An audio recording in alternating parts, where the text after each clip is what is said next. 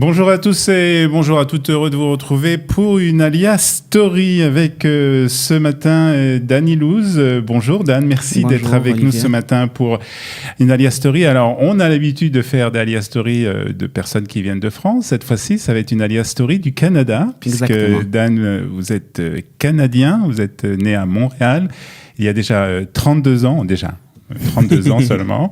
Et ça fait 9 ans que vous êtes en Israël. C'est ça, c'est exact. Tout juste 9 ans, d'après ce que j'ai compris. 9 ans, ce jeudi, je célèbre mes 9 ans en Israël. Voilà, alors exactement. Vous savez que certains rabbins disent qu'il faut faire une Seudat mitzvah le jour de... C'est exactement ce que j'ai l'intention de faire, alors ça va.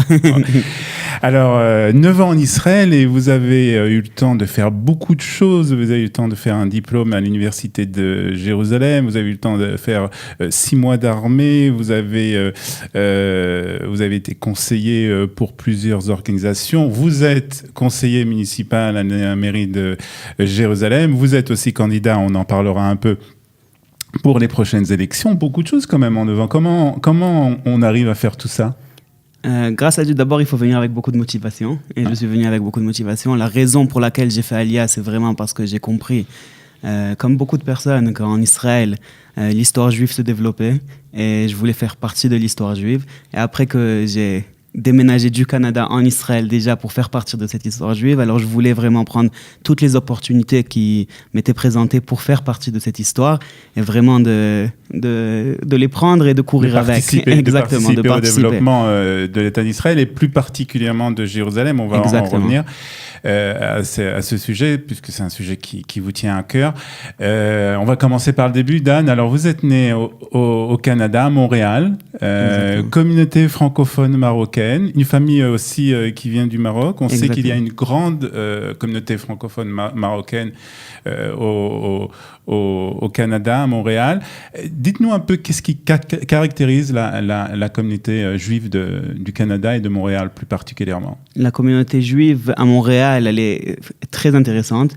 D'abord, elle est moitié francophone, moitié anglophone. La communauté francophone, la grande majorité de la communauté francophone, c'est vraiment des gens qui sont venus du Maroc spécifiquement, à Montréal, dans les années 60, 70. Ensuite, ils ont continué après, mais surtout dans les années 60, 70. Et c'est une communauté qui est très traditionnaliste, mais aussi très ouverte, très éduquée. C'est-à-dire qu'elle a pris un peu, elle a gardé les racines, on va dire, traditionnelles du judaïsme marocain, tout en s'ouvrant à ce que la communauté, on va dire, canadienne, la société canadienne pouvait offrir. Exactement. Mais vraiment, l'authenticité de la culture marocaine qu'il y a à Montréal, c'est quelque chose qui est vraiment fascinant. J'ai des amis qui viennent des fois du Maroc à Montréal et qui nous disent « Ah, j'ai retrouvé le Maroc à Montréal. À Casablanca, on le trouve moins. » Parce que vraiment, il y a eu une grande vague de personnes qui ont déménagé à Montréal et ils ont construit leurs propres institutions à Montréal. Alors, c'est vraiment... ça s'est gardé quand même. Et il y a un attachement à Eretz Israël, à l'État d'Israël, très important. Un très grand attachement. Malheureusement, il n'y a pas beaucoup de gens qui font Alia parce que la vie, elle est très confortable là-bas. La vie est très confortable. On n'a aucun problème, pas économique, pas d'antisémitisme, grâce à Dieu. Mais moi, j'aimerais voir plus de gens qui font Alia pour les bonnes raisons aussi, comme on en voit partout dans le monde. Mais à Montréal, ça arrive moins jusqu'à maintenant. Mais si Dieu veut, ça va changer. On va voir. Alors, vous avez fait des études de droit justement à l'Université de Montréal. Vous nous parlez de cette vie qui est très confortable. Qu'est-ce qui vous a décidé à quitter cette vie confortable ? Sans doute, vous auriez pu avoir un avenir très brillant dans le domaine du droit, être un avocat dans la ville de Montréal. Qu'est-ce qui vous a poussé à quitter cette vie confortable et venir vous installer en Israël, à Jérusalem? Alors, comme je vous ai dit, à l'âge de 23 ans, je devais vraiment décider quelle direction je vais donner à ma vie. Et ça faisait déjà plusieurs années que j'avais décidé que mon cœur était en Israël. Et la raison, c'est vraiment parce que je vois l'histoire juive se développer ici. Et comme une personne qui a vraiment une identité juive quand même assez prononcée, je voulais être à l'endroit où les choses se passent, faire partie de l'histoire juive. Ce que vous exprimez, c'est quelque chose de très important, mais d'où ça vient ? C'est votre famille, c'est les écoles juives où vous avez été, c'est les mouvements de jeunesse. Comment on arrive à cette conclusion ? Je pense que c'est un mix de tout, mais tout s'est rassemblé quand je suis venu visiter Israël la première fois à 17 ans. C'est quand même assez tard. À 17 ans, je suis venu pour la première fois en Israël. Et à ce moment-là, j'ai vu que vraiment toutes les choses qu'on m'a appris ou que j'ai lues dans des livres et tout ça, alors qui se passaient dans les rues ici. La première fois qu'on voit un signe en hébreu sur une rue, qu'on voit que la langue hébraïque qu'on voit juste dans les livres, on la voit comme une langue qui est on l'utilise vivante. au marché, qu'on l'utilise Exactement. partout. Alors c'est quelque chose vraiment qui te fait comprendre que ton identité juive ici, elle est vivante et là-bas, elle est juste dans des livres. Alors, c'est quelque chose vraiment qui me fait comprendre vraiment que l'histoire juive, elle est ici. Alors, il y a 9 ans, vous nous l'avez dit, puisque vous fêtez cet anniversaire très prochainement, demain, il y a 9 ans, vous décidez de faire votre alia. C'était évident que vous alliez vous installer à Jérusalem ? C'est évident. D'abord parce que déjà, j'avais visité beaucoup Jérusalem et j'adore cette ville. J'aime beaucoup son dynamisme, sa diversité, le fait qu'il y a toutes sortes de juifs ici qui trouvent un moyen. Des fois, on peut en parler plus tard, des fois il y a des tensions, mais on trouve un moyen vraiment de vivre ici ensemble au jour le jour. Mais aussi parce que, encore, si j'ai envie de faire partie de l'histoire juive, ici, c'est le cœur. Jérusalem, c'est vraiment le cœur du cœur, on peut dire. C'est là que tout se joue. Exactement. Alors, vous arrivez en Israël et une des premières choses que vous faites, c'est de vous enrôler à l'armée, à Tsahal. Exactement. C'était d'après vous, une étape importante, enfin indispensable pour votre intégration dans la société israélienne ? C'était très important, même si c'est au niveau vraiment de comprendre des blagues ou quand je suis avec des Israéliens, souvent il y a plusieurs expressions, des blagues, des choses qui viennent vraiment de l'expérience militaire. Vous aviez déjà un bagage d'hébreu en arrivant ? J'avais déjà un bagage d'hébreu. J'ai étudié dans une bonne école juive à Montréal, avec un très haut niveau d'hébreu. Alors ça, grâce à Dieu, j'avais déjà. Vous aviez donc des bonnes bases. Exactement. Mais au niveau culturel, c'est quand même assez important de passer cette expérience de l'armée pour pouvoir comprendre la société israélienne à tous ces niveaux. Des niveaux vraiment beaucoup plus profonds de ce que la société israélienne, elle vit à tous les jours, mais aussi à des niveaux plus superficiels, comme j'ai dit, des blagues, des expressions, des choses comme ça. Et c'est quand même assez important. C'est là que ça a été votre première rencontre avec la société israélienne, avec les Israéliens, que peut-être on n'a pas l'habitude de voir, sans doute pas lorsqu'on vient seulement en vacances, mais même des fois lorsqu'on vit à Jérusalem, on vit dans certains quartiers avec une certaine communauté. Et là, à l'armée, vous avez eu l'occasion de rencontrer une autre sorte de population ? Alors, j'avais étudié déjà à la Yeshivat Hakotel, qui est une yeshiva israélienne, qui a des programmes nord-américains. Alors, j'étais dans un programme nord-américain, mais qui sont quand même bien intégrés. Alors, je connaissais déjà la culture israélienne, mais c'est sûr que l'armée, c'est une rencontre plus intensive. Alors, c'est quelque chose de très différent et beaucoup plus réel, on va dire. Fort. Exactement, beaucoup plus fort. Beaucoup plus fort. Qu'est-ce que vous avez fait à l'armée, Dan ? Pendant les 6 mois d'armée, on fait pas grand-chose, je vous dis la vérité. Mais depuis, je fais des milouïs, mais je suis dans la Praklitout, conseiller juridique. Conseiller juridique. Exactement. Pour l'armée, pour tout ce qui se passe à Gaza et la relation de l'armée avec la population civile de Gaza pendant des périodes de guerre. Et c'est une fonction très importante. Vous avez dû rencontrer des cas difficiles. Vous avez dû être confronté à des choses quand même assez compliquées. C'est une fonction très intéressante et importante, je suis d'accord. Et c'est une fonction où c'est important aussi qu'il y ait des bonnes personnes qui sont à cette fonction, des personnes qui comprennent que la mission de l'armée, en fin de compte, c'est vraiment de gagner des guerres, mais qu'il faut les gagner bien aussi, ces guerres. Et alors cette balance entre notre volonté d'être vraiment l'armée la plus morale au monde, mais aussi de gagner les guerres, parce que c'est le plus important. Alors c'est une chose vraiment, on m'a mis dans le cœur de ce dilemme, et c'est quelque chose de très intéressant. Vous pensez que Tsahal arrive à bien faire le jeu entre ces deux aspects que vous nous expliquez ? Jusqu'à aujourd'hui, on a, grâce à Dieu, gagné nos guerres, et on est, grâce à Dieu aussi, l'armée la plus morale au monde. Alors on fait ça bien. Donc on réussit. Alors après 6 mois d'armée, il a fallu quand même penser à avoir un métier. Donc vous venez quand même avec en poche un diplôme de droit de l'Université de Montréal. Le droit, c'est quelque chose qui vous a toujours intéressé ? C'est quelque chose vers lequel vous êtes toujours... vous avez voulu toujours faire ça ? Le droit m'a toujours intéressé en tant qu'outil pour influencer la société. D'accord. Ça veut dire, je me suis jamais vu vraiment en tant que travailler en tant qu'avocat, on va dire dans le secteur privé, mais de comprendre le droit, qui est vraiment la législation, les aspects juridiques de certaines questions, etc. Ça m'a toujours intéressé comme un outil vraiment pour influencer la société, et aussi au niveau international, parce que le droit international aujourd'hui prend plus d'importance. Alors ça m'a toujours intéressé sur ce point de vue. Alors vous connaissiez le droit canadien, il a fallu donc aussi connaître le droit israélien, donc vous faites une maîtrise à l'université de Jérusalem. Ma maîtrise n'était pas en droit, elle était en politique publique. D'accord. Le droit israélien, je l'ai appris pour le barreau. Je l'ai appris tout seul, mais ma maîtrise a été en politique publique à l'université hébraïque. Alors là, vous vous dirigez vers une autre passion, on va dire, tout ce qui concerne la vie de la société, la politique. Alors qu'est-ce que vous avez pu découvrir grâce à cette maîtrise à l'université de Jérusalem? D'abord, c'était un programme qui était c'était un programme avec des étudiants de très haut niveau. On peut dire un programme élite, j'aime pas dire ça, mais... vous pouvez dire si c'est le cas.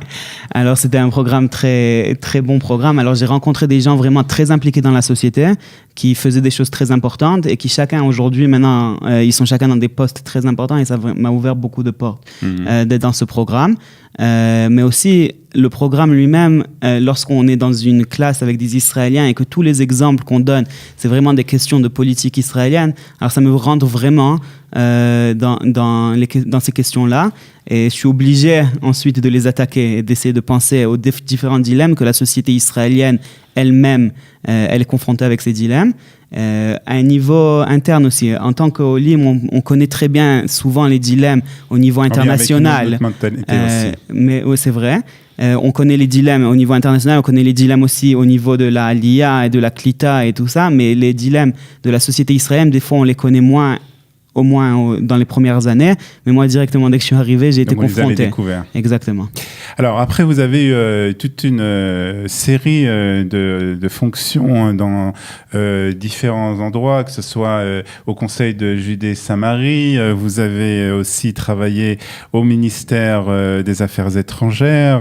Vous avez travaillé à la Knesset. Vous avez travaillé avec Nir Barkat pour faire sa campagne pour les élections, les précédentes élections. Ça fait beaucoup de choses, tout ça. Comment on arrive à jouer sur tous ces tableaux, je dirais? Grâce à Dieu, il y a eu beaucoup d'opportunités qui ont été présentées envers moi. Et moi, chaque fois que j'ai une bonne opportunité, alors je l'accepte. J'ai pas de secret. Ou peut-être que je peux dire que... Il y a quand même quelque chose à peut-être que ce que je peux dire, c'est vraiment qu'il faut toujours voir quels avantages on a à offrir à la société et vraiment les offrir. Souvent, je peux dire en tant que Olé aussi, souvent on a un peu peur parce qu'on est Olé, on dit on parle moins bien l'hébreu, on connaît moins la société, mais on oublie qu'on a aussi certains avantages. On comprend la culture internationale beaucoup mieux que les Israéliens. On a certaines langues qu'eux n'ont pas. Et donc, si on sait présenter ces avantages, alors ça peut nous ouvrir beaucoup de portes et beaucoup d'opportunités. Alors, il y a quand même un point commun entre toutes ces fonctions, c'est la politique. Et c'est vrai que vous avez 32 ans, vous êtes très jeune encore, et c'est vrai que c'est rare de trouver des jeunes en politique aujourd'hui en Israël.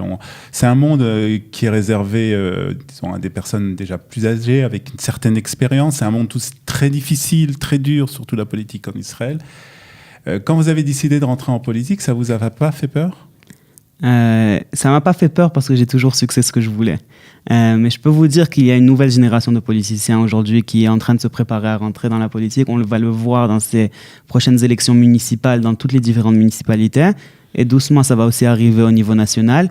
Mais il y a beaucoup de gens, de droite et de gauche et du centre et de partout, mais une nouvelle génération qui est en train de... Comment on pourrait caractériser, comment on pourrait qualifier cette nouvelle génération ? Alors, bien sûr, on va en parler aussi quelques minutes, mais on reviendra au cours de la campagne sur Ofer Berkovitch. Qu'est-ce qui caractérise justement, puisque je suppose que c'est une des personnes jeunes qui est dans la politique israélienne, qu'est-ce qui caractérise justement ces personnes ? On peut aussi parler un peu de Nir Barkat, qui est aussi un peu le même exemple. Je pense qu'une des choses qui caractérise la jeunesse en politique, c'est d'abord le dynamisme. Il y a beaucoup d'énergie et on veut faire des changements. Et alors, on vient avec beaucoup de dynamisme, beaucoup de force et de volonté de faire du changement. Et aussi parce qu'on est nouveau. Alors, on est moins de shrika. Comment est-ce qu'on peut dire ce mot? On est plus d'enthousiasme. Exactement, on a plus d'enthousiasme. Mais c'est aussi le fait qu'on vient vraiment avec une volonté de faire des changements qui viennent ils viennent de valeurs. Ça veut dire on vient avec des valeurs qu'on veut vraiment imprégner dans la société israélienne. Des choses qu'une personne qui est en politique déjà depuis 20 ans, des fois la shigra, l'habitude, elle a sa propre force. Mais on peut pas éviter cette politique politicienne avec ces jeux politiques. Vous le savez très bien puisque vous êtes conseiller municipal à l'université, à la mairie de Jérusalem, et c'est un lieu où vraiment où s'affrontent, c'est un mini Knesset, on peut dire, à la mairie de Jérusalem. Il y a ce jeu politique, on est obligé de rentrer dans ça. Le jeu politique, il existe et il est fascinant d'après moi aussi, et il me fascine, ouais. Ça vous fait pas peur? Ça me fait peur. Ce qui me fait peur, c'est que dans 20 ans, je vais rester dans le jeu politique et je vais oublier mes valeurs. Alors, je prie tous les jours que ça ne va pas arriver. Jusqu'à aujourd'hui, je pense pas que ça arrivait. Mais c'est ça qui me fait peur, de rester juste dans le jeu politique. Si on est dans le jeu politique pour des valeurs, alors je pense que c'est bien. C'est-à-dire de garder ces valeurs tout en jouant dans pas seulement de garder ces valeurs, mais que le jeu politique est vraiment un clé, un instrument. Un instrument pour faire avancer nos valeurs. Alors, il y a quelques mois... 3-4 mois à peu près, vous êtes devenu conseiller juridique. 4 mois bientôt, exactement. Conseiller municipal de la mairie de Tel Aviv. De Jérusalem. Vous étiez sur la liste de Ofer Berkovitch. D'abord, racontez-nous comment ça s'est passé. Alors, c'est pas exactement que j'étais dans la liste. La liste, elle a été terminée. J'étais choisi par le parti de Ofer Berkovitch pour remplacer une personne qui est partie. Ça, c'est au niveau technique. Mais il y a à peu près 2 ans, j'ai rejoint Itorerut, le parti de Ofer Berkovitch. La raison pour laquelle je l'ai rejoint, c'est... Moi, j'ai travaillé avec Nir Barkat aux dernières élections, comme vous savez. Et j'ai beaucoup aimé Nir Barkat en tant que maire, mais j'avais aussi compris qu'il avait décidé maintenant d'avancer au niveau national. J'ai compris ça lorsque il a rejoint le Likoud. Il a commencé à faire beaucoup de rencontres en dehors de Jérusalem et d'inviter des gens à Jérusalem, en dehors de Jérusalem. J'ai compris que ou bien il allait rester un autre terme, mais que son cœur, il allait être quelque part d'autre, ou bien qu'il allait avancer au niveau national. En fin de compte, il a avancé au niveau national. Alors, pourquoi avoir choisi Ofer Berkovitch? Alors, j'ai choisi Ofer Berkovitch et Itorerut en tant que parti aussi, pour 3 raisons. D'abord, parce qu'au niveau des valeurs, je m'identifie beaucoup avec les valeurs qui veulent voir Jérusalem en tant que ville qui s'est rassemblée, toutes les différentes populations qui existent à Jérusalem. Et ça, c'est une chose qui est très importante pour moi, de voir la diversité de Jérusalem qui continue à exister, et Jérusalem en tant que capitale de tout le peuple juif. Mais aussi à un niveau technique, je vois que Ofer Berkovitch, il a réussi à faire avancer beaucoup de projets, que ce soit au niveau de l'éducation, de la culture, de l'économie, etc. Et je vois beaucoup de réussite et je veux faire avancer ce parti qui réussit beaucoup.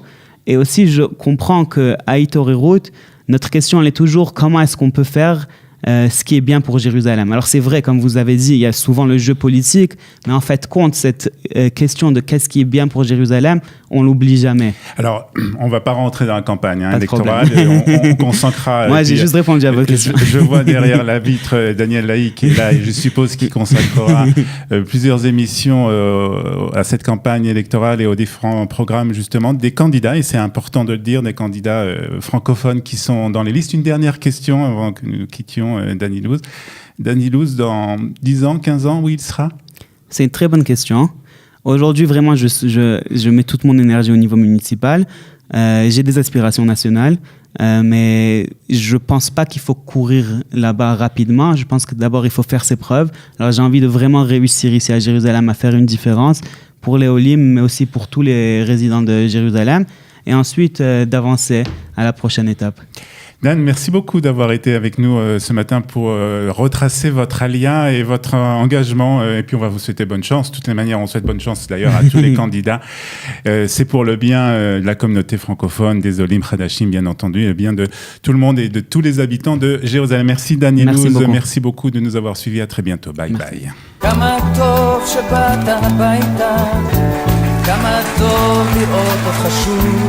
Ils ont relevé le défi de l'Alia. Studio Kalita vous raconte leur histoire. Alia Story, c'est vous, c'est nous.